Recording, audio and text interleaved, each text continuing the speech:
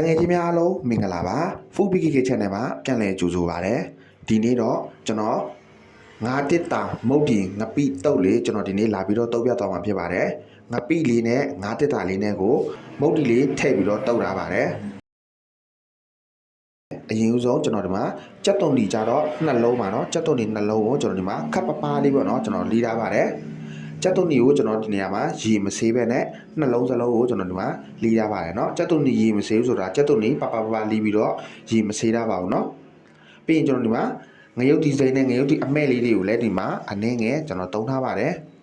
သူ့ဒီနေရာမှာပေါ့เนาะခက်နေတဲ့ခက်တဲ့သေးလေးတွေပေါ့เนาะလီးထားပေးလိုက်ပါတမယာဒီကြတော့ကျွန်တော်ဒီမှာနှလုံးတော့နှလုံး3လုံးတော့ကျွန်တော်သုံးပါတယ်တမယာဒီ3တဲ့နေရာမှာအရေခက်ရွှင်လဲပါเนาะအခွန်ပပလေးကိုရွေးပြီးတော့သုံးပေးပါเนาะပြီးရင်ကျွန်တော်ဒီမှာနနပင်ကတော့ကျွန်တော်ဒီမှာတစည်းထည့်ပါတယ်နနပင်လေးတွေကိုလည်းဒီမှာခပ်ပပလေးလီးထားပေးလိုက်ပါပြီးရင်ကြက်သွန်မိတ်ပါเนาะကြက်သွန်မိတ်ကြိုက်တယ်ဆိုရင်ကြက်သွန်မိတ်ထည့်ပါတကယ်လို့ကိုကမုတ်ဒီတုပ်တဲ့နေရာမှာကြက်သွန်မိတ်ထည့်ယူထုံးစံမရှိဘူးဆိုလို့ရှိရင်မထည့်လို့လည်းရပါတယ်เนาะဒါကတော့ကိုယ့်ရဲ့စိတ်ကြိုက်ပါเนาะကိုအဆင်ပြေသလိုပါเนาะကြက်သွန်မိတ်စာဒီမှာပူစီနံသုံးမယ်ဆိုလို့ရှိရင်လည်းသုံးလို့ရပါတယ်ကိုအဆင်ပြေသလိုပါเนาะပြီးရင်ငပိလေးတွေကိုကျွန်တော်กินဖို့အတွက်ဒီမှာကျွန်တော်ဒီအပေါက်လေးတွေပေါ့เนาะကျွန်တော်ဒီမှာဖောက်ထားပေးလိုက်ပါတယ်ပြီးရင်ကျွန်တော်ဒီမှာမီသွေးလေးနဲ့မกินတော့ပါဘူးเนาะကျွန်တော်ဒီမှာ gas မီးဘူးလေးနဲ့ပဲกินလိုက်ပါတယ်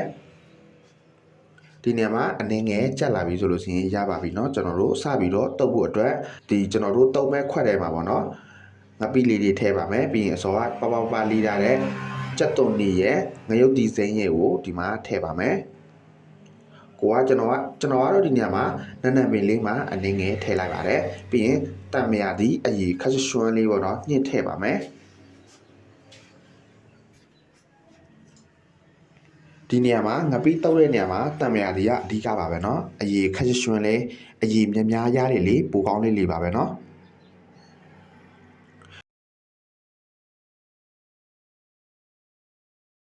ပြီးရင်အရသာမုတ်လေးဒီနေရာမှာအနေငယ်ထည့်ပါမယ်ထည့်ပြီးဆိုရင်ဒီမှာအားလုံးကိုနေရာအနှံ့ပေါ့နော်ရောပြီးတော့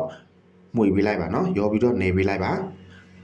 အရန်စားလို့ကောင်းပါတယ်เนาะသူ့ကိုဒီနေရာမှာထမင်းလေးနဲ့ပဲထမင်းဖြူလေးနဲ့ပဲတွဲစားမယ်ဆိုလို့ရှိရင်လည်းအဆင်ပြေပါတယ်ဒါတော့ကိုယ်စိတ်ကြိုက်ပါเนาะကျွန်တော်တို့ဒီနေရာမှာမုတ်ဒီလေးနဲ့တုပ်မှာဖြစ်ပါတယ်ငါတက်တာကြတော့ကိုဒီနေရာမှာကြိုက်တဲ့ဒစိမ့်သုံးပါเนาะကိုအဆင်ပြေတဲ့ဒစိမ့်ပါเนาะငါတက်တာလေးတွေကိုဖောက်ထည့်ပါမယ်။ဘာကြောင့်လဲဆိုတော့ဒီရဲ့ငါတက်တာအရည်လေးတွေကိုကျွန်တော်ကတိတ်မတုံးတဲ့အတွက်ကြောင့်ကျွန်တော်ငါတက်တာပဲကျွန်တော်တုံးထားပါတယ်။ပြီးရင်မုတ်လီထည့်မယ်ငါတက်တာလေးတွေပေါ့เนาะဒီမှာထည့်ပါမယ်။ထည့်ပြီးဆိုလို့ရှိရင်အစောကကျွန်တော်တို့ဒီငပိတုတ်ထားတာလေးတွေကိုတစ်ခါပြန်ပြီးတော့ထည့်ပါမယ်။ထည့်ပြီးဆိုလို့ရှိရင်တံမယာဒီကျွန်တော်ဒီမှာတစ်ခါညှစ်ထည့်ပါမယ်တံမယာဒီအရေခက်ရွှင်လေးညှစ်ထည့်ပေးပါเนาะ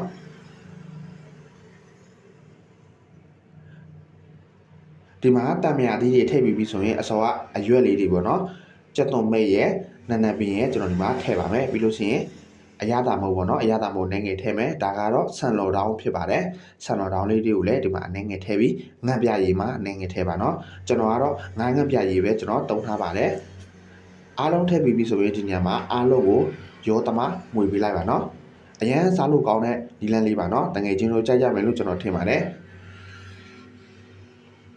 လိုက်ပြီးတော့တငယ်ချင်းတို့ဒီလိုမျိုးမတုပ်စားဘူးတင်ရင်တငယ်ချင်းတို့လိုက်ပြီးတော့တုပ်စားကြည့်ဖို့ကျွန်တော်